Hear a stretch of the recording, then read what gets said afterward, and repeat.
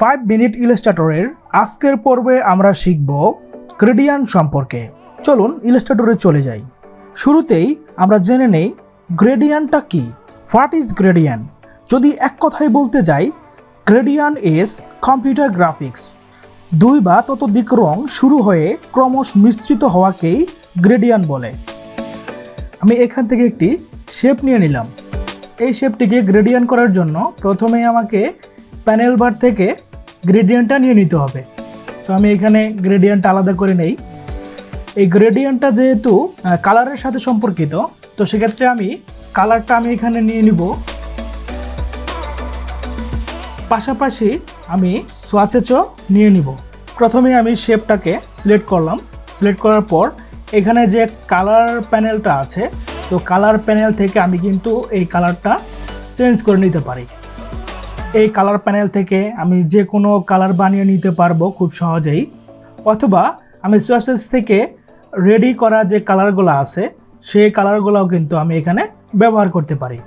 তো এখানে কিছু গ্রেডিয়েন্ট কালারও আছে, তো আমরা এই গ্রেডিয়েন্ট কালারগুলো নিয়েও কাজ করতে পারি।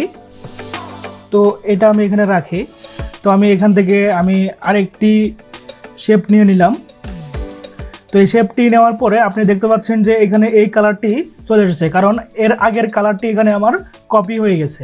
এই সোয়াচেস প্যানেলের আরেকটি গুণ হচ্ছে এখান থেকে ডার্ক করে নিয়ে ড্র্যাগ এন্ড ড্রপ করে আমি কালার এখানে দিতে পারি।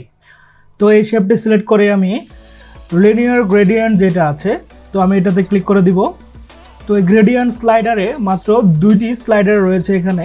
তো আমি যদি এখান থেকে কালার নিয়ে আমি যদি এই স্লাইডারে দিয়ে দেই, স্লাইডারের এই পাশটা আমার কালারটা চলে এসেছে।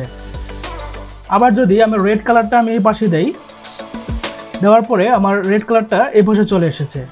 এখানে যদি আমি আরও স্লাইডার অ্যাড করতে চাই, তো আমাকে জাস্ট ক্লিক করলেই স্লাইডারগুলো চলে আসবে।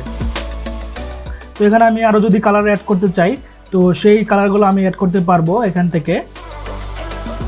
আমি যদি এখানে আরেকটি কালার দেই, এখানে আরেকটি কালার দেই, মূলত গ্রেডিয়েন্ট এভাবেই তৈরি করে। তো এখান থেকে আমি একটা ইলিপস নিয়ে নিব। তো আমি এই শেপটা সিলেক্ট করে গ্রেডিয়েন্ট টুলটা নিয়ে এটা আমি এদিকে দিতে পারি। তো আমি এখান থেকে যদি এখানে আরেকটি,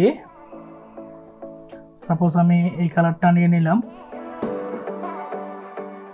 পেন টুল দিয়ে যদি আমি এখানে একটি স্ট্রোক দিয়ে দেই,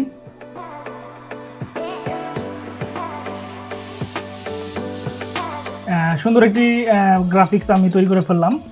আমি এখান থেকে আরেকটি রেক্ট্যাঙ্গেল টুল নিয়ে নিলাম। রেক্ট্যাঙ্গেল টুলটা আমি এখানে একটি শেপ দিয়ে দিলাম।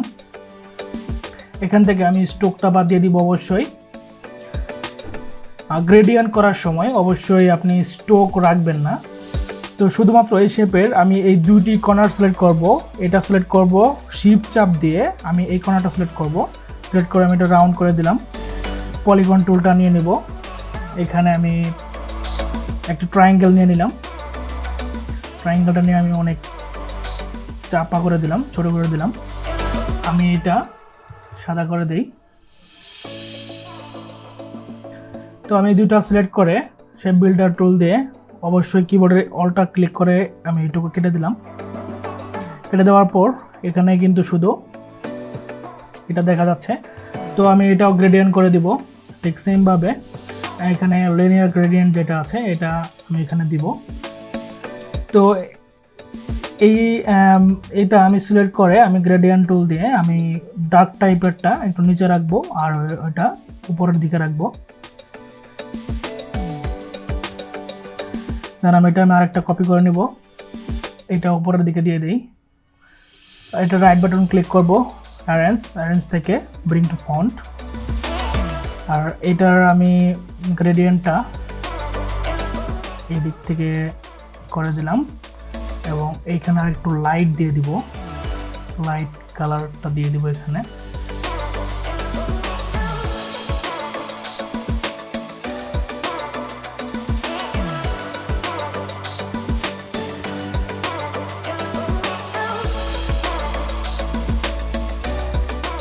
আমার সুন্দর একটি গ্রাফিক্স তৈরি হয়ে গেল গ্রেডিয়েন্ট দিয়ে। তো মূলত গ্রেডিয়েন্ট দিয়ে এভাবেই কাজ করে। তো এই গ্রাফিক্সটা আমি একটু ছোট করে নেই। শুরু করে এখানে রাখলাম।